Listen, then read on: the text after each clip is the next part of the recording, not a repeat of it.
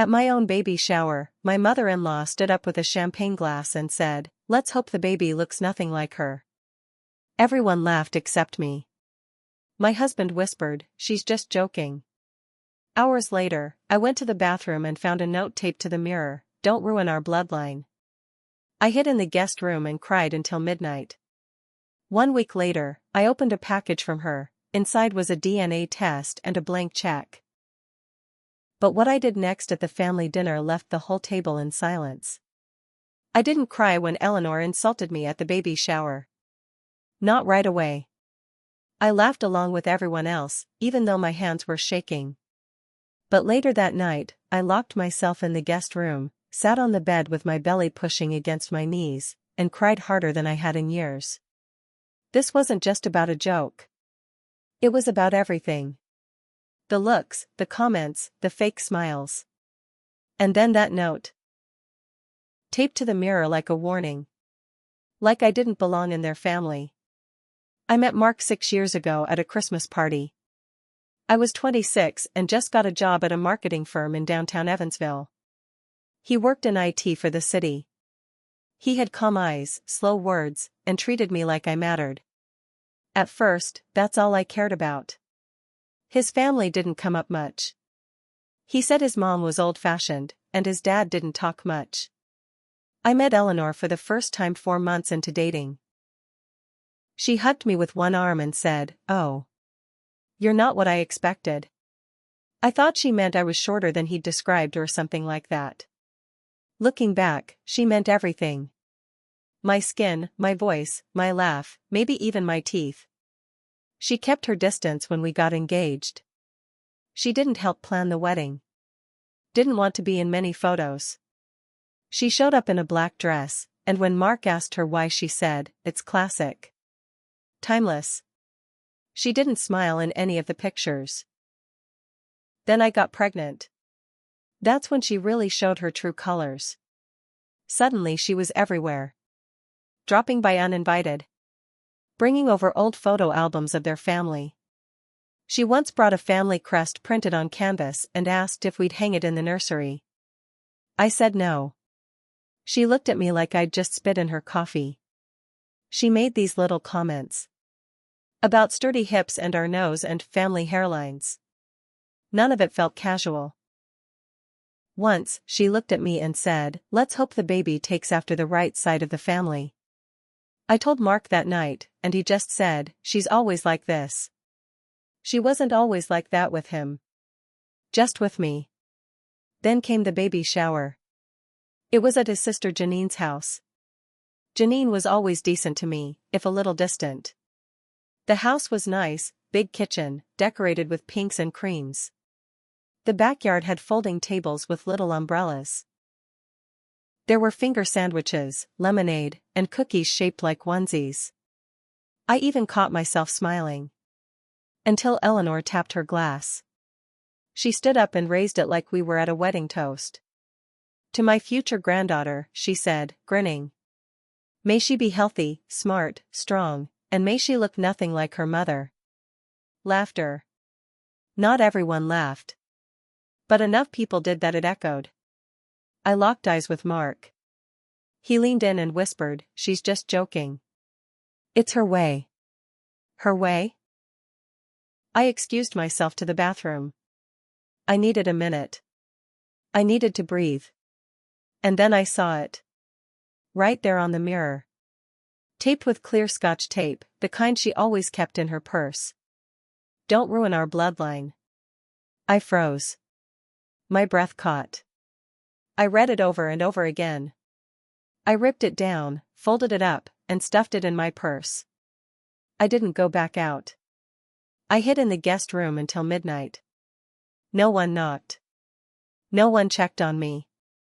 Mark texted once. "Where'd you go?" That was it. The next few days, I barely talked. Mark noticed, but I didn't tell him about the note. Not yet. Then a package showed up on our doorstep. It had no name on it, no note. Inside, a DNA test kit and a blank check. The check was signed by Eleanor. On the memo line it said, just in case. That was it. No explanation. Just that. I finally showed Mark everything, the note from the mirror, the check, the test kit. He didn't yell. He didn't get mad. He just looked tired. He rubbed his face and said, I'll talk to her. I didn't want him to talk. I wanted him to get angry. To stand up for me. For us. But he didn't. So I made a decision. I went to Eleanor's house a few days later, when she wasn't home. I still had a spare key from when we used to pet sit their dog. I went into the downstairs bathroom and took her toothbrush. I sent the DNA test in myself. Just to see. The results came back 5 days later. I printed them.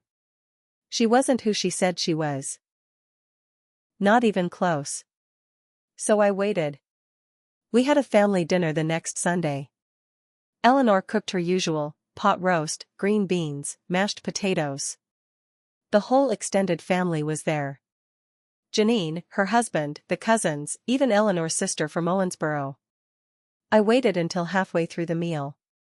She started going on about her grandmother again. Talking about strength and genes that endure.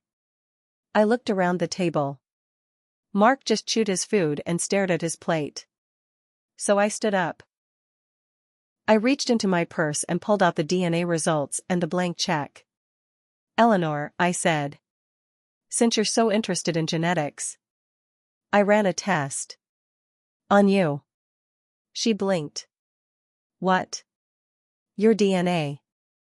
I sent it in. Used your toothbrush. The results are back. There was silence. Her husband looked confused. Janine looked scared. I opened the envelope and held up the papers. You're not pure anything. Your background includes 12% West African, 9% Middle Eastern, and 10% Southeast Asian. Not a single percent of Scandinavian, by the way. So maybe I'm not the one ruining the bloodline. Her face strained. She looked like she wanted to speak, but nothing came out. And you sent me a blank check? I held it up. To buy my silence, or my cooperation, or what? Who does that to the mother of their grandchild? No one spoke. I looked at Mark. He wouldn't even meet my eyes. I won't be quiet anymore, I said. If I'm not good enough for this family, then neither is your version of it. And then I left. I didn't wait for dessert. I didn't hear from Mark that night. Not a text, not a call. I stayed at a hotel. I couldn't sleep, but I didn't cry this time. I felt clear. Like I'd finally stepped out of a fog I'd been living in for years. The next morning, Mark showed up at the hotel. He looked rough, eyes red, shirt wrinkled. He didn't say hello. Just stood in the doorway and asked, "Why would you humiliate her like that?" I stared at him. "Are you serious?" I asked. "Yes," he said. "She was out of line, I agree. But you went too far."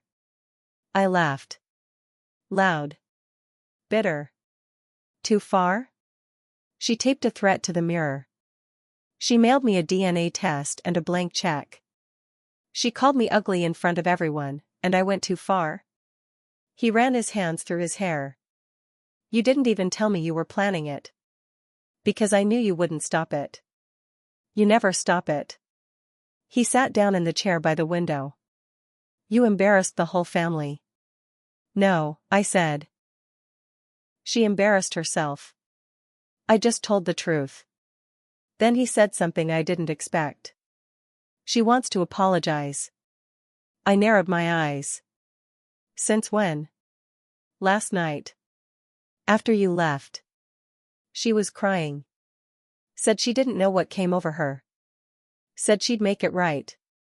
I didn't believe it. Not for a second. But I went anyway. We met at Janine's house, just the three of us. Janine didn't want to get involved, but I could tell she was listening from the hallway.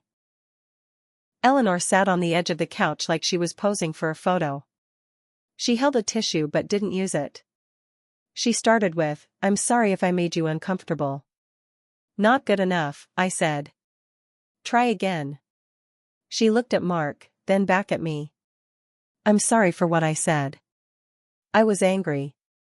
I was scared. Scared of what?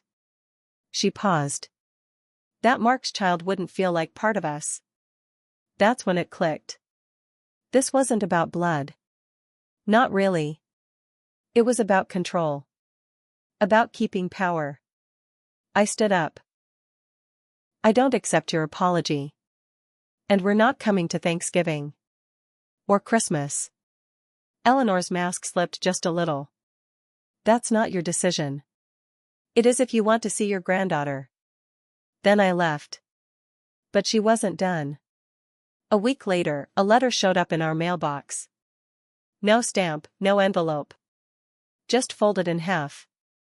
"You'll regret this. He always comes back home." I knew what that meant. She thought she could pull him back. She thought I'd lose him. I confronted Mark. "Did you write this?" He looked confused. Then mad. "She's out of her mind," he said. I didn't know about this. But I could see the cracks forming. He was caught between us, and part of him still wanted to be her good little boy. Then something happened I didn't expect. Janine called me. She asked if we could meet for coffee. Just us.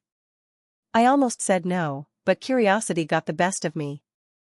We met at a cafe near the river. She looked tired. Worn down. "I know what she did," she said. "What do you mean?" "The DNA test, the note, all of it. And there's more." I waited. "You're not the first." She told me about Mark's ex.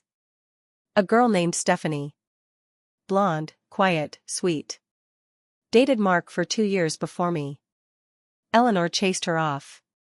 She broke into Stephanie's apartment once. Took photos off the walls. Told her she'd never be welcome in the family. Stephanie left without saying goodbye. I was speechless. Why didn't Mark tell me? Janine looked down. He doesn't know. We kept it from him. Now it all made sense. This wasn't about me. Eleanor was sick. Controlling. And everyone let her be. But I wasn't going to play her game. Not anymore. After meeting with Janine, something inside me shifted. I wasn't crazy. I wasn't overreacting. Eleanor had a pattern: bully, isolate, control. I just happened to be the one who pushed back. But now I had a bigger problem. I was 7.5 months pregnant, my marriage was on thin ice, and I was living in a rented room at a friend's house because I didn't want to go back to a home where my husband couldn't defend me. Then came the next blow. Mark's aunt, his dad's sister, Denise, called me out of the blue. I barely knew her. We'd only met once, at the wedding. She had driven in from Louisville and stayed quiet most of the time. She asked if we could meet privately. Said she had something to give me. We met in the back of a library. She came in with a thick envelope and a strange look on her face. "Eleanor's been like this for a long time," she said, not even bothering to say hello. "But you need to know why." She handed me the envelope. "What is it?" "Proof," she said. "And a warning." Inside were 3 old photos. One showed a teenage Eleanor, maybe 16, standing next to a boy. They were holding hands. He was black. Another showed a letter, folded in half, dated 1979, with smeared ink. I started reading. "Dear Ellie, I'm sorry. I told my parents and they're furious. They said I can't see you anymore. They said if I keep this up, they'll cut me off. I didn't expect it to go this far. I hope you forgive me someday. I love you." And then, a birth certificate. Not Mark's. A baby girl. Born in 1980. Mother, Eleanor S. Yates. Father, unavailable. Child's name, baby girl Yates. The box for adoption was checked. I looked up at Denise. My hands were shaking. What is this? Eleanor got pregnant when she was 17. Her parents forced her to give the baby up. The father wasn't white. They erased it from family history. Mark doesn't know. Nobody knows except me and one cousin. We kept quiet all these years. But I can't anymore. Why now? Because you need to know what you're fighting. She's ashamed of herself. She hated being powerless. So now she clings to her fake version of family. Of bloodlines. You're just the latest target. I left the library feeling sick. I didn't know whether to cry or scream. That woman built her entire personality around a lie, and now she was punishing me because I reminded her of something she buried? I wanted to tell Mark. But I didn't. Instead, I made a decision. I called a lawyer. I wanted to know my options: custody, housing, money. If I left for good, I had to be ready. I had savings. A job I could do remotely. I could survive. Then, one morning, I got a knock on my door. It was Janine. She looked frantic. You need to come. Now. What happened? It's Mark.